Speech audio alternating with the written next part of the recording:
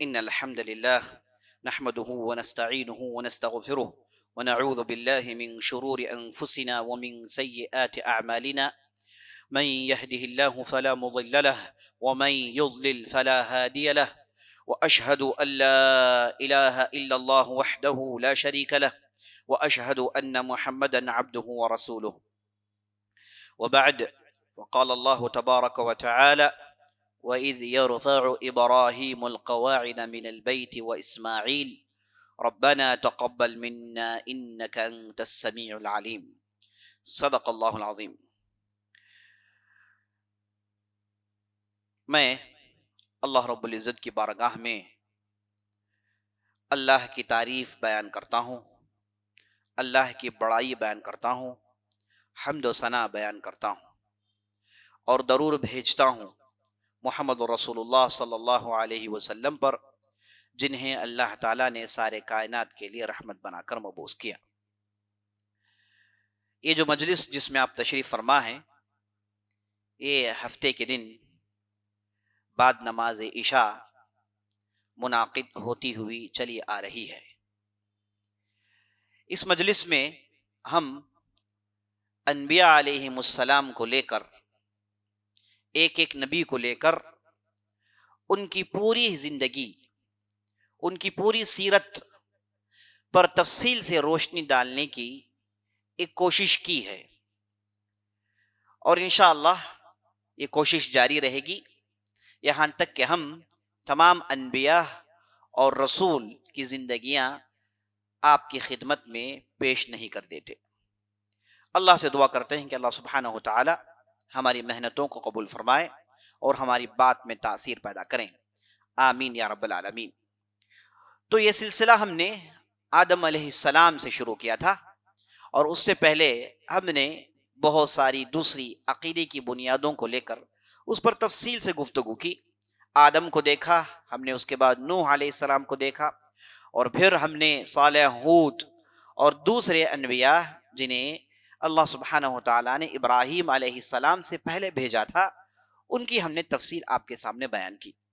اور ہم نے گزشتہ سے یا پھر گزشتہ پیوستہ کی مجلس یا پھر 4 مجلسوں سے پہلے ہم نے ابراہیم علیہ السلام کی زندگی کی تفصیل شروع کی تھی. تو ہم نے ابراہیم علیہ السلام کے تعلق سے جتنی بھی باتیں قرآن کے اندر اور جتنی بھی باتیں احادیث کے اندر آئی ہیں، ان تمام کو ہم نے جوڑنے کی کوشش کی. ہم نے ابراہیم علیہ السلام کی پیدائش سے بات کا آغاز کیا، اور قرآن کے اندر ابراہیم علیہ السلام کو لے کر جتنے بھی مناظرے، ڈیبیٹس کا ذکر اللہ نے کیا، وہ پوری تفصیل آپ کے سامنے آئی. اور احادیث کے اندر ابراہیم علیہ السلام کی زیارتوں کے تعلق سے اور ابراہیم علیہ السلام کی فضیلت اور منقبت کے تعلق سے جو بھی باتیں آئیں، ہم نے آپ کے سامنے عرض کر دیا تھا گزشتہ کی چند مجالس میں. آج کی مجلس انشاءاللہ ابراہیم علیہ السلام کو لے کر آخری مجلس ہوگی. انشاءاللہ آئندہ کی مجلس میں ہم لوط علیہ السلام کو لے کر تفصیل سے گفتگو کریں گے.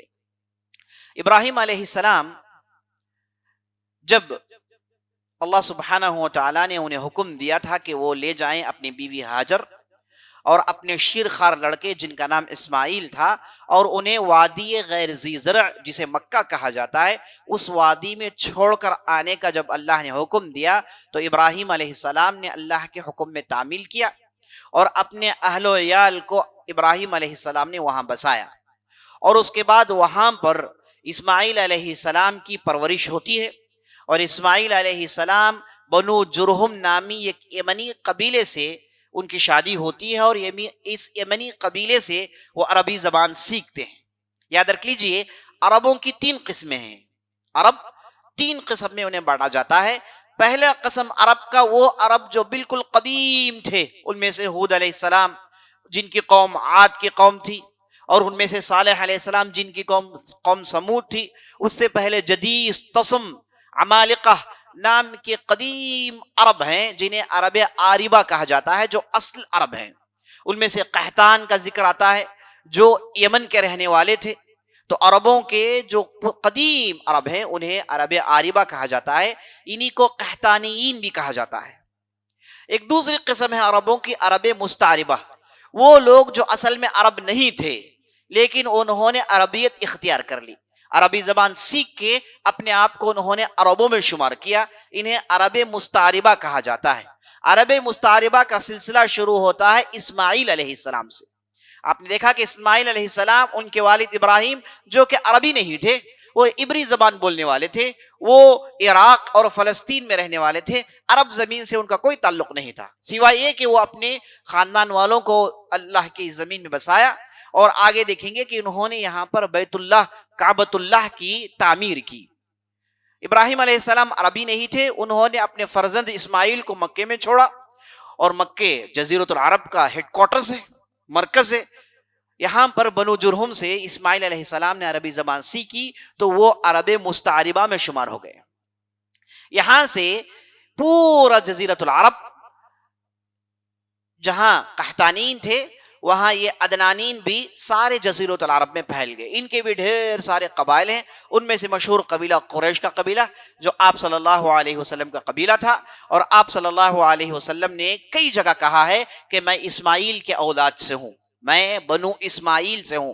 اللہ نے بنو اسماعیل کو چنا، اور پھر اللہ نے بنو اسماعیل میں بنو کنانا کو چنا، اور اللہ نے بنو کنانا میں سے اللہ سبحانہ و تعالی نے قریش کو چنا، اور قریش میں اللہ نے بنو ہاشم کو چنا، اور اللہ نے مجھے بنو ہاشم میں بنایا.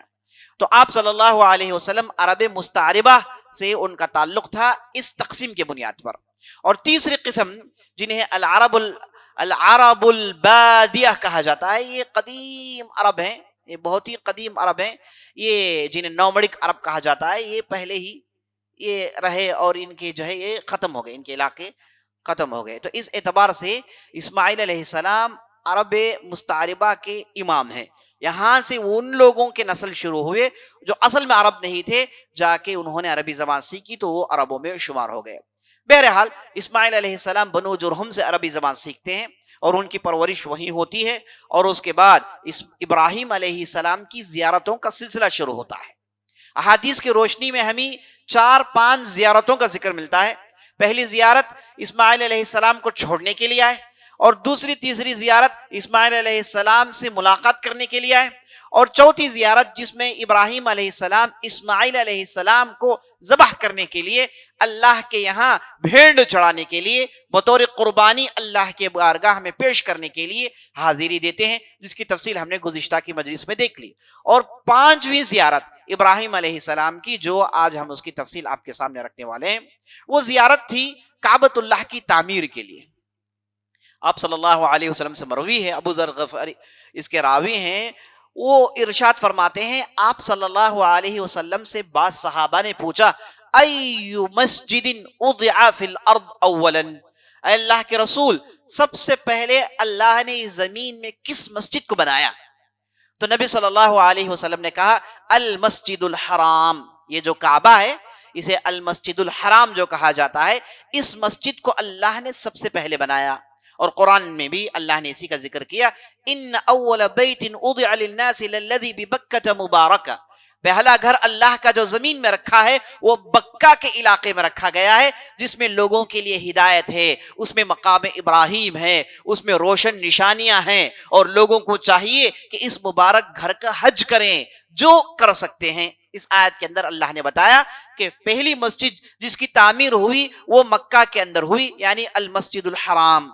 پھر وہ صحابی پوچھتے ہیں یا رسول اللہ مسجد الحرام کے بعد وہ کون سی مسجد تھی جس کی تعمیر ہوئی؟ تو نبی صلی اللہ علیہ وسلم نے کہا المسجد الاقصی، بیت المقدس المسجد الاقصی کو اللہ نے بنایا.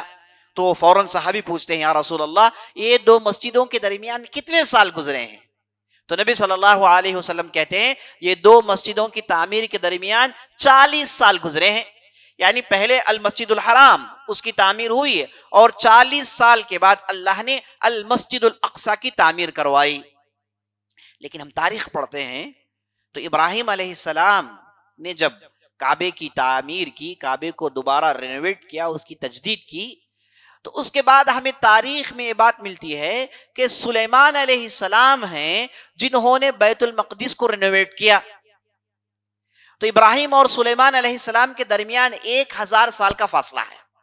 تو نبی صلی اللہ علیہ وسلم یہاں پر 40 سال کے فاصلے کا ذکر کرتے ہیں، تو یقیناً یہ بات معلوم ہو گئی کہ نبی صلی اللہ علیہ وسلم کا نہ اشارہ ابراہیم کی طرف تھا، نہ اشارہ سلیمان علیہ السلام کی طرف تھا، بلکہ نبی صلی اللہ علیہ وسلم ایک دوسری ہی جگہ اشارہ کر رہے ہیں۔ تو پھر وہ کون سی جگہ ہے، وہ کون شخصیت ہیں جنہوں نے مسجد الحرام کی تعمیر کی؟ تو مفسرین نے یہاں پر مختلف باتیں بتائی۔ ابن حجر رحمۃ اللہ علیہ نے فائنلی یہ بات بتائی کہ اللہ سبحانہ و تعالیٰ نے ملائکہ کے ذریعے سے بیت اللہ، کعبۃ اللہ کی تعمیر کروا دی تھی۔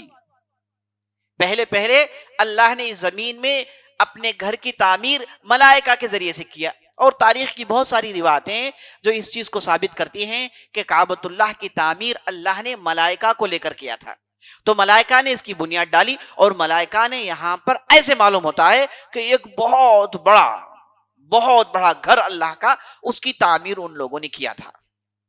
اب اس کے بعد زمانہ گزرا، آندھی آئے، طوفان آئے، عرب اجڑا، عرب عاربہ برباد ہوئے، عرب کی زمین میں عذابیں آئی۔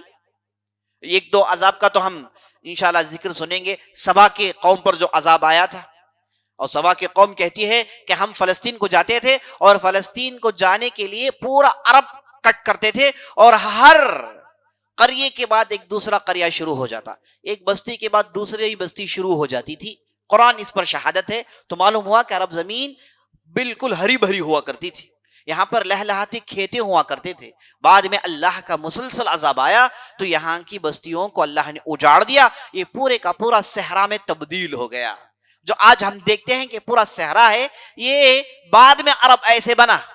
اور اس بات کی دلیل ہم اس حدیث میں بھی دیکھتے ہیں جس میں آپ صلی اللہ علیہ وسلم نے کہا لا تقوم الساعة حتى تعود العرب مروجا وانہارا، قیامت اس وقت تک قائم نہیں ہوگی جب تک کہ عرب دوبارہ ہرا بھرا نہیں ہو جاتا، دوبارہ عرب میں نہریں نہیں بہہ جاتی، تب تک قیامت قائم نہیں ہوگی۔ تو اسے معلوم ہوا کہ عرب شروع میں بڑے لہلہاتی کھیت یہاں پر ہوا کرتے تھے، بعد میں مسلسل عذاب آئے، ہود کا عذاب، صالح کا عذاب، اب تو ہم نے دیکھ لیا یہ عربی میں تھے، تو یہاں کی بستیاں اجاڑ دی گئیں۔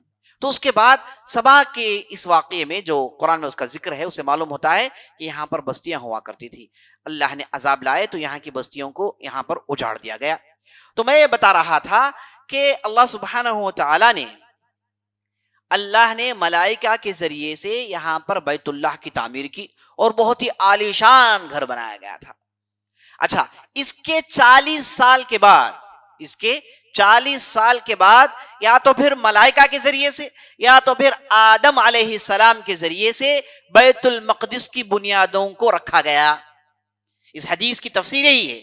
حدیث میں یہ کہا گیا کہ پہلا گھر مسجد الحرام، دوسرا گھر مسجد الاقصی، دونوں کے درمیان 40 سال کا فاصلہ۔ تو یہ پھر نہ ابراہیم نہ سلیمان دونوں سے متعلق ہے، بلکہ یہ اس سے پہلے کے زمانے سے متعلق ہے۔ تو مفسرین و محدثین کے قول کے مطابق یہاں پر ملائکہ نے پہلے کعبۃ اللہ کی بنیاد ڈالی، اور بعد میں المسجد الاقصی کی بنیاد ڈالی گئی، یا تو پھر ملائکہ کے ذریعے سے یا تو پھر آدم علیہ السلام کے ذریعے سے۔ عزیز ساتھیو، جب آدم علیہ السلام کا زمانہ رہا اور بعد میں نوح علیہ السلام کا زمانہ آیا، تو ہم نے تفصیل سے آپ کو بتایا کہ یہ زمین نوح علیہ السلام سے پہلے اور نوح علیہ السلام کے بعد اس کی تقسیم 2 ہونی چاہیے، کیونکہ نوح علیہ السلام سے پہلے آدم علیہ السلام اور ان کی اولاد زمین انتہائی ترقی یافتہ تھی، یہاں کے لوگ انتہائی ذہین ہوشیار تھے، انہوں نے زمین کو کہیں کا پہنچا دیا، ان کے پاس ہر قسم کی ٹیکنالوجیز موجود تھی۔ بعد میں اللہ کا عذاب طوفان کی شکل میں آیا نوح علیہ السلام کے زمانے میں، تو یہ تمام چیزوں کو ختم کر دیا گیا۔ اس میں اللہ کا یہ گھر بھی، اس کی جو دیواریں تھی، اس کا جو ڈھانچہ تھا، وہ بھی سیلاب کے حوالے ہو گیا۔ اسے ہم کو اچھی طریقے سے سمجھنا چاہیے۔ اور جب نبی صلی اللہ علیہ وسلم کا زمانہ، بلکہ اسماعیل علیہ السلام کا زمانہ، ابراہیم علیہ السلام کا زمانہ آیا، تو وہاں پر بنیادیں تھی، کوئی عمارت نہیں تھی۔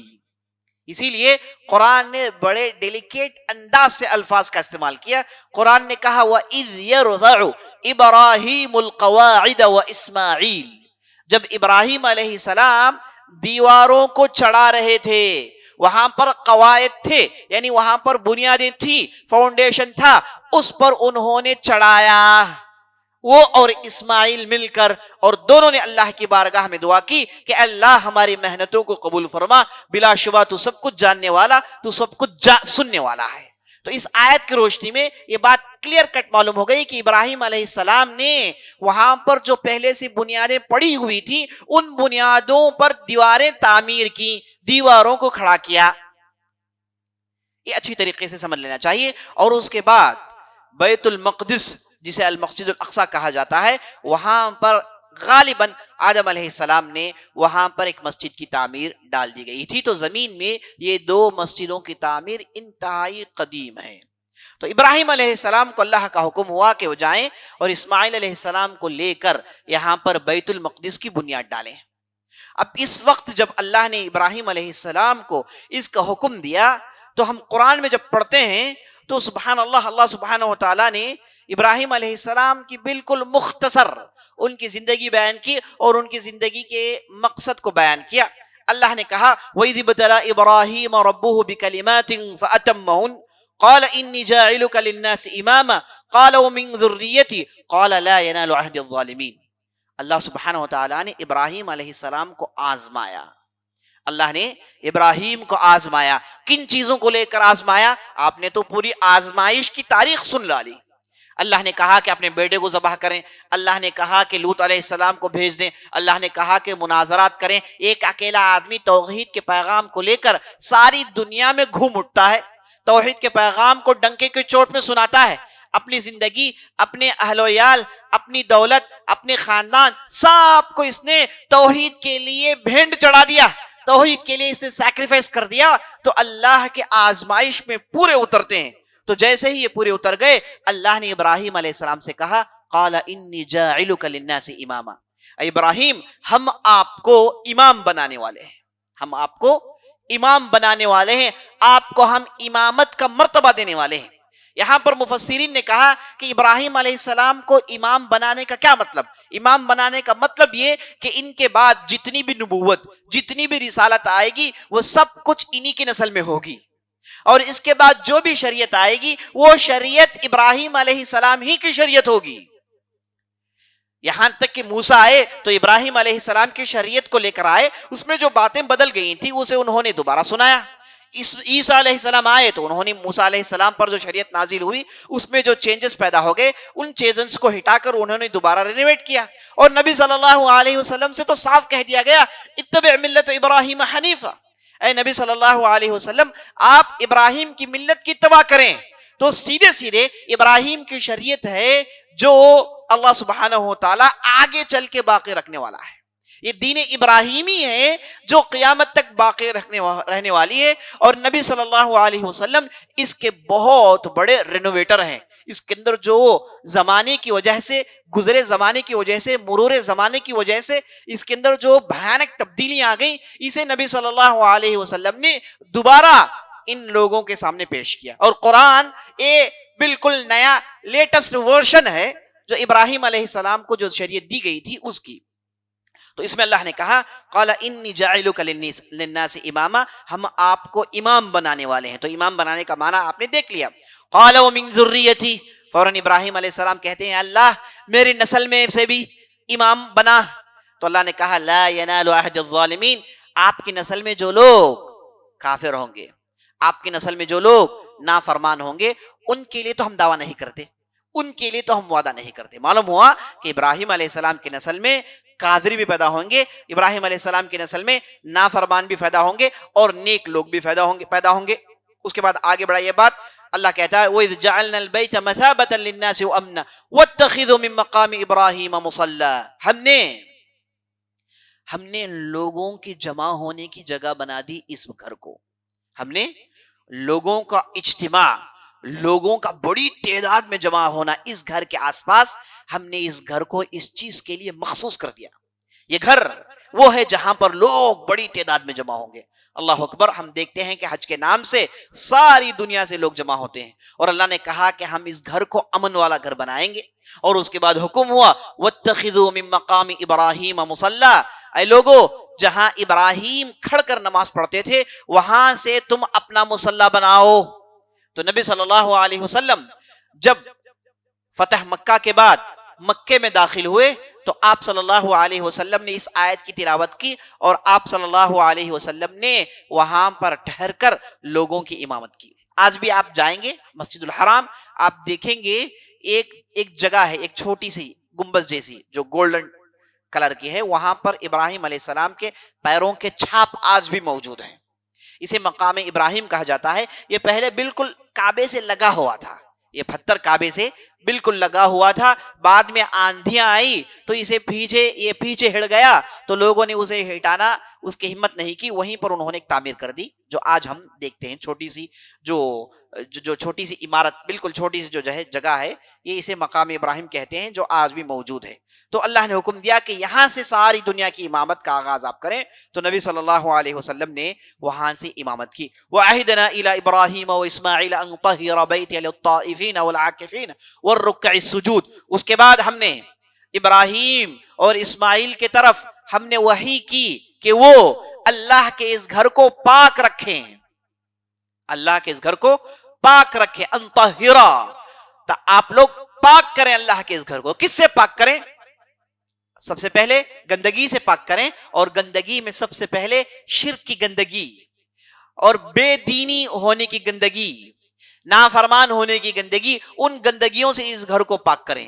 تو ابراہیم علیہ السلام اور اسماعیل علیہ السلام نے نہ کہ صرف اس عمارت کو بنایا، بلکہ اس عمارت کے آس پاس جتنے بھی لوگ تھے ان کے درمیان توحید کا کام کیا، اور انہیں شرک اور دوسری نحوست سے انہوں نے بچایا.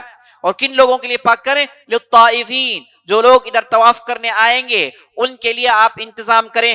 اور والعاکفین، جو ادھر آ کر اعتکاف کرنا چاہتے ہیں ان کے لیے آپ انتظام کر رہے ہیں. والرکع السجود، جو لوگ نماز پڑھنا چاہتے ہیں، رکوع اور سجدہ کرنا چاہتے ہیں، ان کے لیے یہاں پر انتظام کیا جائے. تو نماز پڑھنے والے، طواف کرنے والے، اعتکاف کرنے والے، یہ تین لوگ یہاں پر آئیں گے. یہ تین لوگوں کا حق ہے کہ وہ اس گھر میں آئے اور رہیں. جو نماز پڑھنا چاہتا ہے اسے کوئی روک نہیں سکتا، جو یہاں پر اعتکاف کرنا چاہتا ہے اسے کوئی روک نہیں سکتا، جو یہاں پر طواف کرنا چاہتا ہے کوئی طاقت اسے روک نہیں سکتی. اللہ نے اس آیت کے ذریعے سے ابراہیم اور اسماعیل کو حکم دیا کہ ان لوگوں کے لیے آپ اس دروازے کو ہمیشہ کھلا رکھیں، اس گھر کو ہمیشہ کھلا رکھیں. اس کے بعد اللہ نے ارشاد فرمایا وَإِذْ قَالَ إِبْرَاهِيمُ رَبِّ اجْعَلْ هَذَا الْبَلَدَ آمِنًا.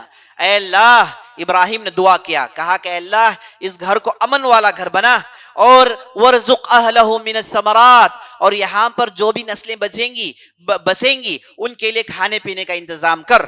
تو آیت آگے بڑھتی ہے اور اس کے بعد یہ آیت آتی ہے جو میں آپ کے سامنے عرض کرنا چاہتا تھا. وَإِذْ يَرْفَعُ إِبْرَاهِيمُ الْقَوَاعِدَ وَإِسْمَاعِيلُ رَبَّنَا تقبل منا انك انت السميع العليم ربنا وجعلنا مسلمين لك ومن ذريتنا.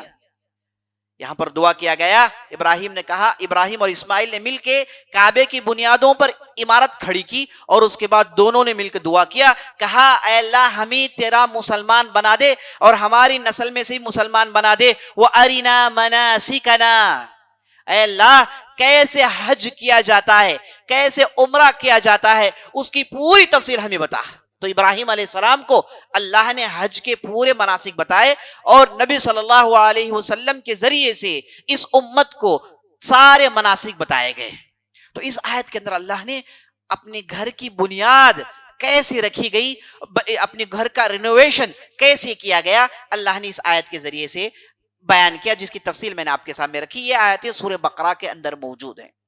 تو یہ جب ابراہیم علیہ السلام نے اس گھر کی تعمیر کی، تو ابراہیم علیہ السلام ایک پتھر پر چڑھ کر اس کی تعمیر کیا کرتے تھے، اور یہ جو پتھر پر ٹھہر کر ابراہیم علیہ السلام تعمیر کرتے تھے، یہ جو ان کے جو پیر کے چھاپ تھے اس پتھر پر چسپاں ہو گئے، اور آج بھی یہ پتھر موجود ہے. اور یہ پتھر خود ایک بہت بڑا معجزہ ہے. روایتوں میں آتا ہے کہ جب ابراہیم علیہ السلام دیوار بڑی اونچی کرنا چاہتے تھے تو یہ پتھر اوپر اڑتا تھا، اور یہ اڑ کے ابراہیم علیہ السلام اس کعبے کی تعمیر کرتے تھے. اللہ اکبر. اس طریقے سے یہ کعبے کی پوری تعمیر ہوئی. جب ایک کعبہ تعمیر ہوا تو یہ چوکور نہیں تھا، سکوائر نہیں تھا، بلکہ یہ جو آپ سیمی سرکل جو دیکھتے ہیں کعبے کے بازو میں، جسے حتیم کہا جاتا ہے، یہ بھی کعبے کا حصہ تھا. تو اس ڈھنگ سے کعبہ سمجھیے کہ ایک طرف سے اوول شکل کا تھا اور ایک طرف سے اس کے کونے تھے. اس شکل میں ابراہیم علیہ السلام اور اسماعیل علیہ السلام نے کعبے کو بنایا. اور جب قریش نے کعبے کی تعمیر کی، کعبے کا ایک حصہ گر گیا تھا. آندھی آنے کی وجہ سے ایک حصہ گر گیا تھا، تو تمام قریش کے لوگ جمع ہوئے، جبکہ نبی صلی اللہ علیہ وسلم موجود تھے۔ انہوں نے اتفاق کیا کہ اسے دوبارہ بننا چاہیے کیونکہ ایک حصہ گر گیا ہے۔ تو لوگوں کے درمیان انہوں نے حلال پیسے جمع کیے اور اس کے بعد کعبے کی تعمیر کی، تو انہوں نے اسے سکوائر شیپ دے دیا کیونکہ ان کے پاس حلال پیسے اتنے ہی تھے کہ یہ 4 دیواری کھڑی کر سکتے ہیں، اور ایک حصہ جو سیمی سرکل کا ہے جسے حطین کہتے ہیں، یہ جو حجر اسماعیل کہتے ہیں، اس علاقے کو انہوں نے اوپن چھوڑ دیا، اسے چوکور بنا دیا۔ اور اس کے بعد جب نبی صلی اللہ علیہ وسلم نے مکہ کو فتح کیا اور بعد میں نبی صلی اللہ علیہ وسلم عمرے کے لیے آئے اور بعد میں حج کے لیے آئے، تو نبی صلی اللہ علیہ وسلم نے مائی عائشہ سے کہا کہ اے عائشہ، اگر تیری قوم نئی قوم نہ ہوتی تو میں دوبارہ اس کعبے کو قواعد ابراہیمی میں لوٹا دیتا۔ مانا یہ کہ جیسے ابراہیم علیہ السلام نے کعبے کو بنایا ویسے میں بنا دیتا، لیکن اگر میں یہ کام کروں گا تو تیری قوم والے بھڑک جائیں گے کہ یہ تو انہوں نے تو کعبے کو ڈھا دیا، کیونکہ قریش اور سارے عرب کعبے کو لے کر بڑے حساس ہوتے تھے، اس کی ایک بھی دیواری گر جائے تو بدشگون ہو جاتے، کہتے کہ کسی نے کوئی غلطی کر ڈالی، کہیں کسی قبیلے نے کوئی غلطی کر ڈالی، تو اس لیے کعبے کا ایک حصہ گر گیا، اس کا ایک پتھر گر گیا تو کعبے کو لے کر بڑے حساس ہوتے تھے، اور اسے جو بھی ہو گیا تو بدشگونی لیتے تھے۔ تو نبی صلی اللہ علیہ وسلم نے کہا کہ یہ قوم کے ابھی دل نہیں بدلے، اگر یہ ان کے دل بدل جاتے تو میں سیدھے سیدھے ابراہیم کے قواعد کے مطابق اس کعبے کو بنا دیتا۔ اور جب عبداللہ بن زبیر کی حکومت قائم ہوئی، عبداللہ بن زبیر ایک جلیل القدر صحابی تھے، وہ باقاعدہ حجاز کے امیر بنتے ہیں۔ عبد الملک بن مروان سے ان کی لمبی لڑائی ہوئی اور عبداللہ بن زبیر اس علاقے کے امیر تھے اور بہت بڑے عالم تھے، صحابی تھے، اور آپ صلی اللہ علیہ وسلم سے بہت سارا علم سیکھا ہوا تھا۔ تو جب وہ امیر بنے، انہوں نے دوبارہ قواعد ابراہیم پر کعبے کو لوٹایا تھا۔ یہ جو حصہ جو سیمی سرکل کا ہے اسے ملا کر انہوں نے بنا اور کعبے کے دروازے کو نیچے کر دیا تاکہ لوگ جا پائیں۔ یہ قریش تھے جنہوں نے کعبے کے دروازے کو اوپر کر دیا تاکہ وہ اسے بند کر کے چابی اپنے پاس رکھیں، اور وہ جنہیں بھیجنا چاہتے اور جنہیں داخل کرنے کی اجازت دینا چاہتے تو ان کے لیے چابی دے دیں، اور کعبے پر ان کا ڈومینیشن ثابت کرنے کے لیے اس پر دروازے لگا کے انہوں نے چابی ڈال کے اسے بند کر دیا۔ حقیقت میں ابراہیم علیہ السلام کے زمانے میں دروازہ نیچے ہوتا تھا اور دروازہ کھلا ہوتا تھا، جو چاہے اندر داخل ہو اور اس دوسرے علاقے سے باہر نکل جائیں، اس کی اجازت تھی۔ لیکن یہ قریش کا کرنا تھا کہ انہوں نے اس کے اندر تبدیلیاں لائی، اور عبداللہ بن زبیر کی جب حکومت قائم ہوئی تو انہوں نے باقاعدہ قواعد ابراہیمی میں کعبے کو لوٹا دیا تھا، اور چند سالوں تک کعبہ اسی انداز پر تھا۔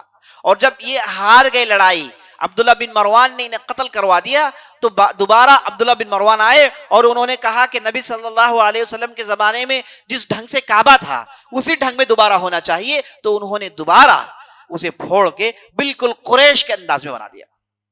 بالکل قریش نے جس عمارت کو بنایا تھا بالکل اسی ڈھنگ سے اس عمارت کو دوبارہ عبداللہ بن مروان نے بنوا دیا تھا، جو آج آپ دیکھتے ہیں عبداللہ بن مروان کے زمانے میں اسے بنایا گیا تھا۔ تو اس کے بعد سے علماء نے اتفاقاً فتویٰ دے دیا کہ بار بار کعبے کو ڈھانا، کعبہ بار بار اسے چینج کرنا اچھی بات نہیں ہے، یہ کعبے کے ساتھ توہین ہے۔ اب جو بن گیا سو بن گیا، اب اسے چھوڑ دیجئے، اب اس میں ہاتھ رکھنے کی کوئی ضرورت نہیں۔ تو اس کے بعد سے یہ جو کعبہ آپ دیکھتے ہیں اسی ڈھنگ سے ہے، اور کعبے میں آپ دیکھتے ہیں کہ کعبے کی ایک چھت ہے، اور کعبے کے اندر جب ہم نبی صلی اللہ علیہ وسلم کی سیرت پڑھتے ہیں تو فتح مکہ کے موقع پر کعبے کے اندر قریش نے ڈھیر سارے بتوں کو بھر دیا تھا۔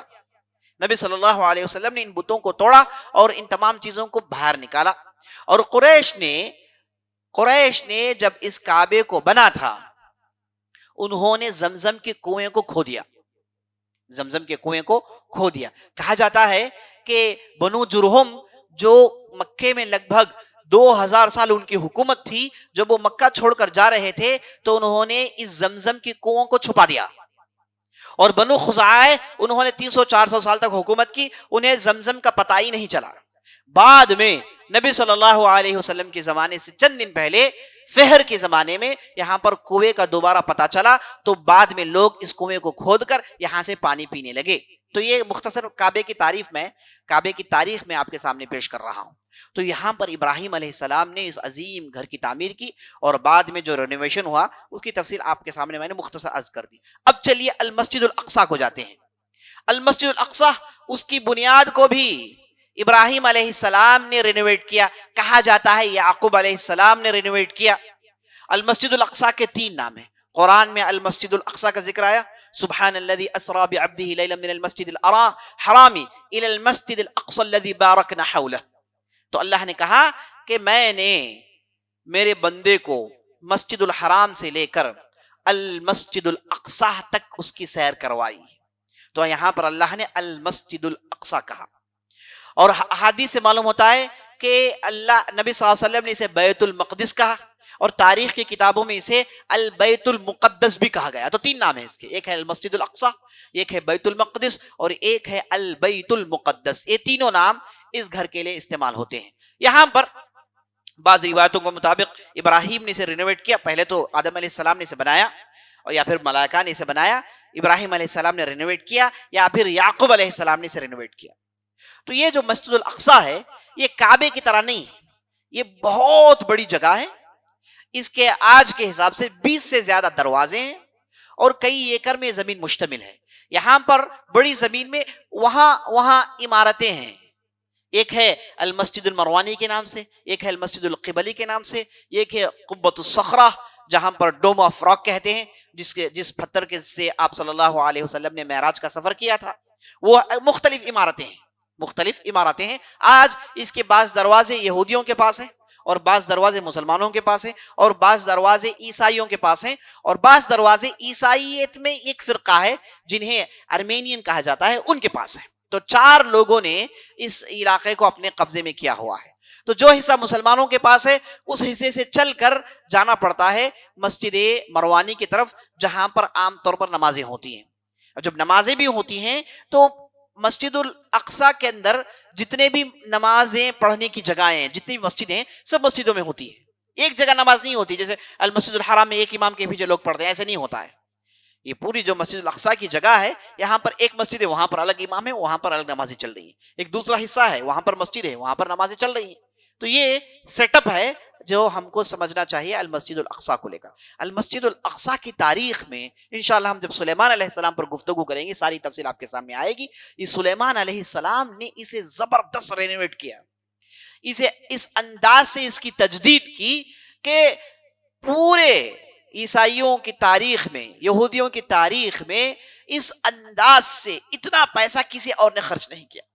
کہا جاتا ہے کہ ایک دن میں انہوں نے 25,000 گائیں ذبح کیے تھے، اور سارے مسلمانوں کو حکم دیا تھا کہ وہ آئیں، اور یہاں پر انہوں نے کئی سارے کنویں کھودے، اور یہاں پر انہوں نے اپنے زمانے میں نماز پڑھنے والوں کے لیے، اعتکاف کرنے والوں کے لیے، اور اس کے بعد یہاں پر آنے والوں کے لیے بہترین انتظام کیا تھا. یہ تاریخ کا ایک بالکل الگ ہی حصہ ہے. اب جو لوگ جروسلم اور یہودیت کی تاریخ پڑھتے ہیں انہیں ان چیزوں کو جاننا بہت ہی ضروری ہے. اور آج کل یہودیوں کے پاس جو رواجات ہیں، مختلف رواجات ہیں، ان رواجات کو سمجھنا چاہتے ہیں تو وہ ان کی اس تاریخ کو لے کر پڑھیں تو معلوم ہوتا ہے کہ ہر رواج کے پیچھے، ہر بدعت کے پیچھے انہوں نے کچھ نہ کچھ اپنے لیے رکھا ہوا ہے. بہرحال یہ ہے المسجد الاقصی. یہاں تک کہ مسلمانوں نے اسے فتح کر لیا. عمر بن خطاب پہلے آدمی تھے مسلمانوں میں جنہوں نے یہاں پر امامت کی، اور یہاں پر عمر بن خطاب کے زمانے کے بعد ولید بن عبد الملک نامی ایک بہت بڑے اموی بادشاہ، انہوں نے جو بھی ہم نے مسجدیں دیکھتی ہیں، نظر آتی ہیں، ان تمام مسجدوں کو انہوں نے بنایا. المسجد المروانی، مسجد القبلی، قبۃ الصخرہ، ڈوم آف راک اسے عبد الملک بن مروان نے بنایا تھا. تو یہاں پر ولید بن عبد الملک نے مختلف مسجدیں بنائی تھی جو آج ہم کو دیکھنے کو ملتی ہیں. اور اس کے بعد یہ تو تاریخ کا حصہ ہے. فلسطین کی تاریخ تو ہم جانتے ہیں. 1947 کے بعد، 1947 کے بعد یہاں پر یہودی کیسے بسے، اور اس مسجد کو ڈھانے کے لیے کیا کیا کوششیں ہوتی ہیں، یہ ساری تفصیل انشاءاللہ ہم سلیمان پر گفتگو کریں گے علیہ السلام. ساری تفصیل آپ کے سامنے لانے کی کوشش کریں گے. تو یہ 2 مسجدوں کی باتیں آپ نے سن لی. یہاں پر ابراہیم علیہ السلام کی تفصیل جو کتاب و سنت میں ہے ہم نے آپ کے سامنے پورا رکھ دیا ہے. ہاں ایک چیز باقی ہے، وہ ہے ابراہیم علیہ السلام کے حلیے کو لے کر. نبی صلی اللہ علیہ وسلم سے مروی ہے، مسند احمد کی روایت ہے، نبی صلی اللہ علیہ وسلم کہتے ہیں رأیت موسیٰ و عیسیٰ و ابراہیم، میں نے عیسیٰ علیہ السلام کو دیکھا، میں نے موسیٰ علیہ السلام کو دیکھا، میں نے ابراہیم علیہ السلام کو دیکھا. صحابہ نے پوچھا یا رسول اللہ وہ لوگ کیسے تھے؟ ہر بندے مومن کی خواہش ہوتی ہے کہ وہ نبی کا دیدار کریں، ہے نا. ہر بندے مومن کی خواہش ہوتی ہے کہ وہ کیسے ہوتے تھے، ان کا حلیہ کیسے ہوتا تھا، وہ کیسے چلتے تھے، کیسے پھرتے تھے، ہے نا. یہ ہر مومن کی خواہش ہوتی ہے. انشاءاللہ ہماری خواہشیں پوری ہوں گی. جب ہم جنت میں جائیں گے وہاں پر انبیاء علیہم السلام اور رسول سے ملاقات ہوگی تو ہمیں ان کے حلیے مبارک، ان کی صفات کو دیکھنے کا موقع ملے گا. یہ بہت ہی خوش نصیب لوگ ہوتے ہیں، بہت ہی خوش نصیب لوگ ہوتے ہیں جو انبیاء علیہم السلام کے زمانے میں ہوتے ہیں اور ان پر ایمان لاتے ہیں. اس سے بڑی سعادت کی بات کچھ اور نہیں ہو سکتی کہ نبی سے ملاقات ہو، نبی سے مل بیٹھنے کا موقع ملے. اللہ اکبر. لیکن ساتھ ساتھ وہ لوگ اتنے بدبخت ہوتے ہیں، ان سے زیادہ کسی کے حق میں بدبختی نہیں آئی ان لوگوں سے جن لوگوں نے نبی کے زمانے کو حاصل کیا، رسول کے زمانے میں تھے، دیکھا بھی لیکن ایمان نہیں لایا، دیکھا بھی لیکن کفر کر بیٹھے. ان سے بدبخت کوئی نہیں ہو سکتا. تو بہرحال ہر نبی کو دیکھنے کی ہماری خواہش ہوتی ہے. تو صحابہ نے پوچھا یا رسول اللہ موسیٰ، عیسیٰ، ابراہیم کیسے نظر آتے ہیں؟ تو نبی صلی اللہ علیہ وسلم نے ایسے اوصاف بیان کیے اور ایسی تفصیل بیان کی کہ صحابہ کو اس کے بعد کوئی شک نہیں رہا. تو نبی صلی اللہ علیہ وسلم نے کہا کہ موسیٰ علیہ السلام ایسے تھے گویا کہ وہ قبیلے شنوعہ سے ان کا تعلق تھا. قبیلے شنوعہ، یہ قبیلے شنوعہ یہ جنوب سعودی عرب کی طرف پڑتا ہے. آج بھی یہ لوگ موجود ہیں.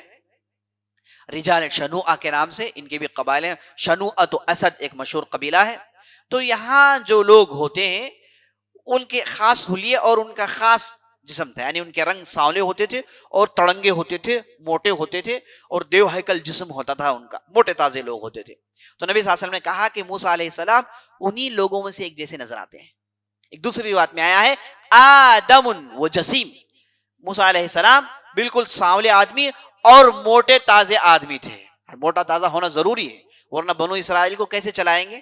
انہیں تو مارنا پیٹنا ہے نا، انہیں تو ایسے لوگوں کو تو چلانا آسان نہیں ہے. تو اللہ نے انہیں جسمانی طاقت بھی دی تھی. اور یہ تو ایک واقعہ تو مشہور ہے قرآن کے اندر، ایک پنچ مارا تو آدمی ختم ہو گیا، ایک آدمی کو گھونسا مارا تو مر ہی گیا. تو اسے معلوم ہوتا ہے کہ موسیٰ علیہ السلام جسمانی اعتبار سے زبردست طاقتور آدمی تھے.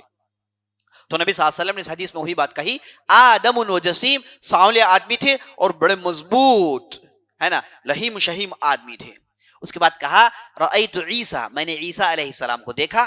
اور عیسیٰ علیہ السلام وہ جعد تھے. جعد اس آدمی کو کہتے ہیں جس کے بال گھنگریلے ہوں، احمر اور گورے چٹے آدمی تھے، گورے چٹے آدمی تھے اور ان کا سینہ چوڑا تھا اور ان کا چہرہ ایسے نظر آتا ہے گویا کہ ابھی ابھی نہا کر آئے ہیں. بالکل فریش منور چہرہ تھا عیسیٰ علیہ السلام کا. تو یہ نبی صلی اللہ علیہ وسلم نے ان کے اوصاف بیان کیے. پھر صحابہ نے پوچھا یا رسول اللہ ابراہیم علیہ السلام کیسے تھے؟ تو نبی صلی اللہ علیہ وسلم نے کہا تم تمہارے صاحب کو دیکھ لو، وہ ابراہیم علیہ السلام جیسے ہیں. یعنی اشارہ خود نبی صلی اللہ علیہ وسلم کے پاس تھا کہ آپ مجھے دیکھ لیں، ابراہیم علیہ السلام بالکل میری طرح تھے. حالانکہ ابراہیم علیہ السلام بہت اونچے تھے، جسمانی اعتبار سے بڑے اس زمانے کے حساب سے تھے اور نبی صلی اللہ علیہ وسلم ان کے زمانے کے حساب سے تھے، لیکن چہرے کی شباہت بالکل نبی صلی اللہ علیہ وسلم جیسے تھے ابراہیم. تو دیکھیے اللہ نے ابراہیم علیہ السلام سے نبی صلی اللہ علیہ وسلم کے اتنے تعلقات بنا دیے، یہاں تک کہ وہ دکھتے بھی نبی صلی اللہ علیہ وسلم جیسے ہی تھے. تو ابراہیم علیہ السلام کی دین کی پیروی، ابراہیم علیہ السلام کے راستے کی پیروی، ابراہیم علیہ السلام کی ملت کی پیروی، ابراہیم علیہ السلام کے نسل سے، اسماعیل علیہ السلام کی نسل سے، اور دکھتے بھی ابراہیم علیہ السلام جیسے ہیں. تو اسے معلوم ہوا کہ نبی صلی اللہ علیہ وسلم ابراہیم علیہ السلام کے اندر کتنے گہرے تعلقات تھے. اور ساتھ ساتھ مشرکین مکہ کو بھی بتانا تھا کہ تم جو ابراہیمی دین کا دعویٰ کرتے ہو اس پر تم لوگ نہیں ہو. دین ابراہیمی پر جو قائم ہے یہ صاحب ہیں جنہیں محمد کہا جاتا ہے، جنہیں ہم رسول بنا کر تمہارے درمیان بھیجا، یہ ہیں ملت ابراہیمی میں مکمل عمل کرنے والے، یہاں تک کہ وہ دکھتے بھی ابراہیم علیہ السلام جیسے ہیں. تو نبی صلی اللہ علیہ وسلم نے ان تین انبیاء علیہ السلام کی تفصیل بیان کی. تو اسے معلوم ہوا کہ ابراہیم علیہ السلام بالکل نبی صلی اللہ علیہ وسلم جیسے. اور نبی صلی اللہ علیہ وسلم کیسے تھے؟ آپ صلی اللہ علیہ وسلم کا چہرہ گورا تھا اور آپ صلی اللہ علیہ وسلم کا چہرہ گول تھا اور آپ صلی اللہ علیہ وسلم کی داڑھی بڑی گھنی تھی اور آپ صلی اللہ علیہ وسلم بال کبھی زیادہ بڑھاتے تھے اور بال کبھی منڈوالے بھی تھے اور کبھی کبھار بال درمیانی بھی رکھتے تھے اور آپ صلی اللہ علیہ وسلم کی مانگ بالکل سر کے بیچ میں سے تھی اور آپ صلی اللہ علیہ وسلم کا سینہ چوڑا تھا اور آپ صلی اللہ علیہ وسلم کہ جو دو کہنیاں اور جو گھٹنے ہر ان جگہوں میں گوشت زیادہ تھا، اور آپ صلی اللہ علیہ وسلم کا ہاتھ انتہائی نرم تھا۔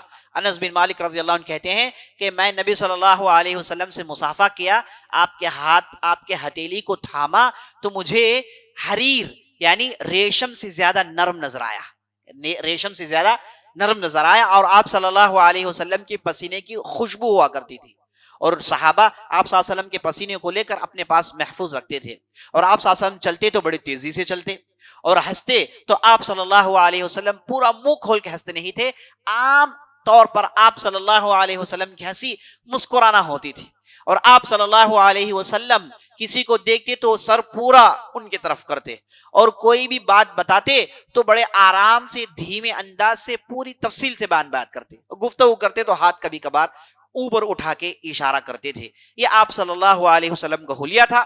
میں اس لیے بیان کر رہا ہوں کیونکہ ابراہیم علیہ السلام کا بھی یہی حلیہ تھا۔ تو جب ہم نے نبی صلی اللہ علیہ وسلم کے حلیوں کو پڑھ لیا، صفات دیکھ لی، تو بالکل ابراہیم علیہ السلام بھی ایسے ہی تھے۔ تو اللہ سبحانہ وتعالیٰ نے ابراہیم علیہ السلام کو موت دی، لگ بھگ 120 سال زندہ رہے، 120 سال زندہ رہے۔ اب یہ کہاں وفات پائے؟ اتفاقاً یہ فلسطین میں وفات پائے، اتفاقاً یہ فلسطین میں وفات پائے، اور فلسطین کے اندر آج بھی ایک علاقہ ہے جسے خلیل کہا جاتا ہے، جسے خلیل کہا جاتا ہے، جو آج بھی وہ علاقہ موجود ہے، اور یہاں پر ابراہیم علیہ السلام کی وفات ہوئی، اور یہیں کہیں ابراہیم علیہ السلام کو دفن کیا گیا ہے نا۔ اب اللہ سبحانہ وتعالیٰ نے ایسا نظام بنایا کہ انبیاء علیہ السلام کی قبروں کو بھلا دیتا ہے، تاکہ لوگ وہاں پر حج نہ کر بیٹھیں، تاکہ لوگ وہاں جا کے چڑھاوے نہ چڑھائیں، اور انبیاء علیہ السلام نے ہمیشہ اللہ سے یہ پناہ مانگی کہ لوگ انہیں لے کر شرک نہ کر دیں۔ تو اللہ سبحانہ وتعالیٰ نے انبیاء علیہ السلام کی دعا قبول کی، کبھی بھی ان کی قبروں کو عبادت گاہ نہیں بنائی، اور لوگ جا کے وہاں پر ان کی عبادت کریں، وہاں پر چڑھاوے چڑھائیں، جا کے ان سے دعائیں مانگے، اس سسٹم کو اللہ نے جڑ سے اکھاڑ پھینکا۔ تو ابراہیم علیہ السلام کو ہی دفن کیا گیا تھا۔ ممکن ہے کہ ابراہیم علیہ السلام آخری زمانے میں مکہ آ گئے ہوں، اور ممکن ہے کہ مکہ کے آس پاس ابراہیم علیہ السلام کو دفن کیا گیا ہو، کیونکہ تاریخی روایتیں بہت ساری یہ بتاتی ہیں کہ اکثر و بیشتر انبیاء علیہ السلام، اکثر و بیشتر رسول وہ مکہ واپس آ جاتے ہیں، اپنی آخری زندگی مکہ میں بسر کرتے ہیں، اللہ کی عبادت میں گزارتے ہیں، اور اس کے بعد وہ جب وفات پا جاتے ہیں انہیں وہیں دفن کر دیا جاتا ہے۔ مینا کے اندر ایک مسجد ہے جسے مسجد خیف کہا جاتا ہے۔ اس مسجد میں صحیح روایتوں میں نبی صلی اللہ علیہ وسلم نے کہا ہے کہ یہاں پر 70 انبیاء نے نماز پڑھی ہے، یہاں پر 70 انبیاء نے نماز پڑھی ہے۔ وہ مبارک مسجد آج بھی موجود ہے، مینا کے موقع پر وہاں پر لوگ جا کے نماز پڑھتے ہیں۔ تو اس سے معلوم ہوا کہ ابراہیم علیہ السلام ہو سکتا ہے کہ وہ مکہ آ گئے ہوں اور انہیں وہاں پر دفن کر دیا گیا ہو۔ تو ابراہیم علیہ السلام نے اپنے بعد 2 لڑکے نہیں بلکہ 12 لڑکے چھوڑے۔ اس میں سب سے پہلے اسماعیل جو عرب کے زمین میں بس گئے ہیں، نمبر 2 اسحاق علیہ السلام جو فلسطین کے زمین میں بسے ہوئے ہیں، اور اس کے بعد مدیان اور دوسرے نام، مختلف نام اہل علم نے ذکر کیا ہے اپنی کتابوں میں، لگ بھگ 12 کی ان کی تعداد ہے۔ یہ سب ابراہیم علیہ السلام کی نسل سے تھے، لیکن انبیاء علیہ السلام ان میں سے صرف 2 تھے، ایک پہلے لڑکے اسماعیل اور اس کے بعد اسحاق، ان دونوں سے نسل آگے بڑھتی ہے۔ اور اسحاق علیہ السلام کی نسل سے ہم دیکھتے ہیں یعقوب علیہ السلام آتے ہیں، اور یعقوب علیہ السلام کو ہی اسرائیل کہا جاتا ہے، ان کا دوسرا نام ہے اسرائیل، اور بنو اسرائیل سے مراد یعقوب علیہ السلام کی اولاد۔ انشاءاللہ آئندہ مجلس میں ہم لوط علیہ السلام کو لے کر گفتگو کریں گے، اگر موقع ہو تو اسحاق علیہ السلام پر بھی روشنی ڈالیں گے، اور اس کے بعد یعقوب علیہ السلام کی طرف اپنی بات آگے بڑھائیں گے۔ یہ باتیں تھی، یہاں پر ابراہیم علیہ السلام کی تاریخ ختم ہوتی ہے۔ اللہ سے دعا کرتے ہیں کہ ہم نے جو بھی کہا ہے، جو بھی سنا ہے، اس کے مطابق عمل کرنے کی توفیق بخشے۔ سبحان ربک رب العزت عما یصفون وسلام علی المرسلین والحمد للہ رب العالمین۔ موضوع کے متعلق کوئی سوال ہے تو کر سکتے ہیں۔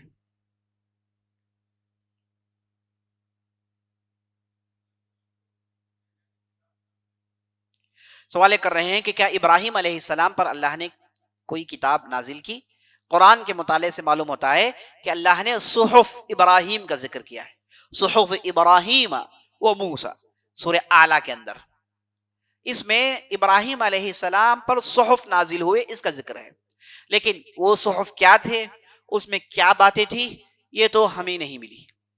اور ایک بہت پرانی باتیں ہیں، تو اللہ نے اس کی حفاظت کی ذمہ داری نہیں لی تو وہ صحف ضائع ہو گئے، لیکن اس کے اندر جو میسیج، اس کے اندر جو باتیں تھی، وہ باتیں ضرور بھی ضرور تورات کے اندر ہیں، اور تورات کے اندر جو باتیں تھی وہ پوری باتیں قرآن کے اندر ہیں۔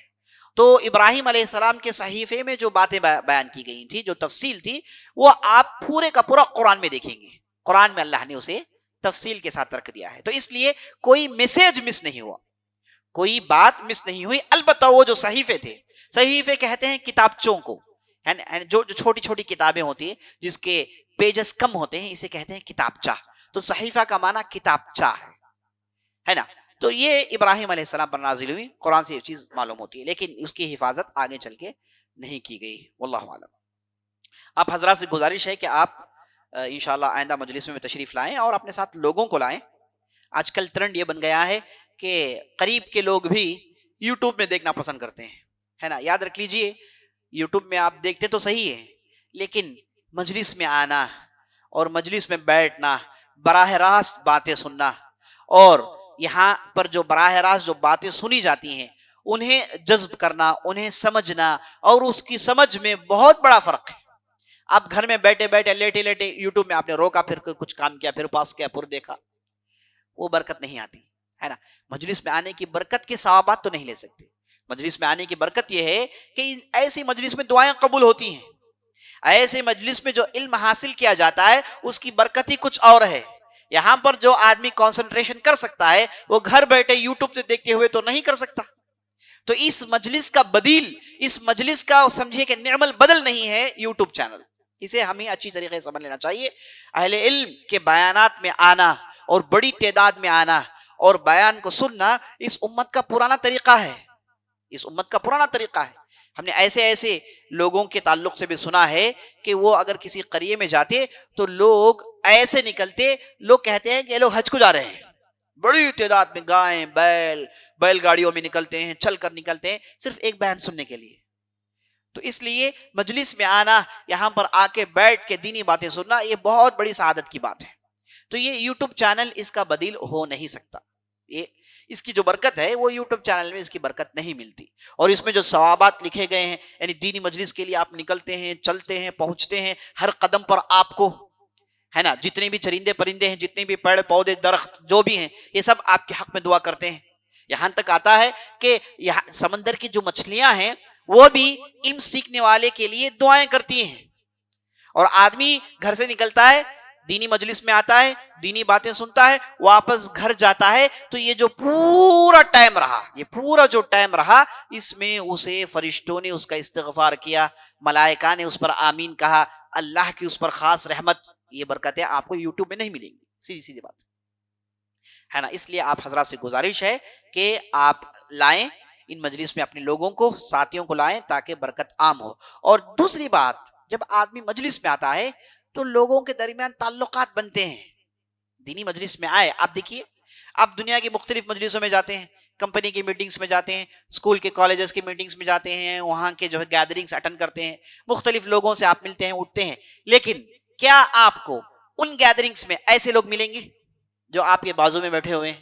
وہ بندہ بھی آیا ہے دین کی بات سننے کے لیے، وہ بندہ بھی نماز ادا کر کے بہادب بیٹھا ہوا ہے، گھنٹے سے دین کی باتیں سنتا ہے اور دل میں دین پر عمل کرنے کا جذبہ رکھتا ہے نا۔ اس سے بہتر کون دوست ہو سکتا ہے آپ کا؟ کون سی گیدرنگ میں آپ کو ایسے لوگ ملیں گے؟ تو یہاں پر جو بھی لوگ آتے ہیں، نیک لوگ آتے ہیں، نیک دل لوگ آتے ہیں، دین پر عمل کرنے کے جذبے کے ساتھ آتے ہیں، تو ایسے لوگوں کو آپ یوٹیوب میں حاصل نہیں کر سکتے، ہے نا۔ تو اس لیے اس مجلس کا بدل، نعم البدل یوٹیوب نہیں ہو سکتا۔ یوٹیوب آپ ان لوگوں کو سنیے جو دور دراز علاقے میں ہیں، جن کے پاس آپ جا نہیں سکتے، اور جن علماء کی مجلسیں سچتی ہیں ان میں آپ قریب ہیں تو ضرور جائیے، مجلس کے فائدے اٹھائیے، مجلس کی برکتوں کو حاصل کیجیے۔ اللہ سے دعا کرتے ہیں کہ اللہ سبحانہ و تعالی ہماری محنتوں کو قبول فرمائے، آمین یا رب العالمین۔ ٹھیک ہے، مجلس ختم کرتے ہیں۔ سبحانک اللہم وبحمدک، اشہد ان لا الہ الا انت، استغفرک واتوب الیک۔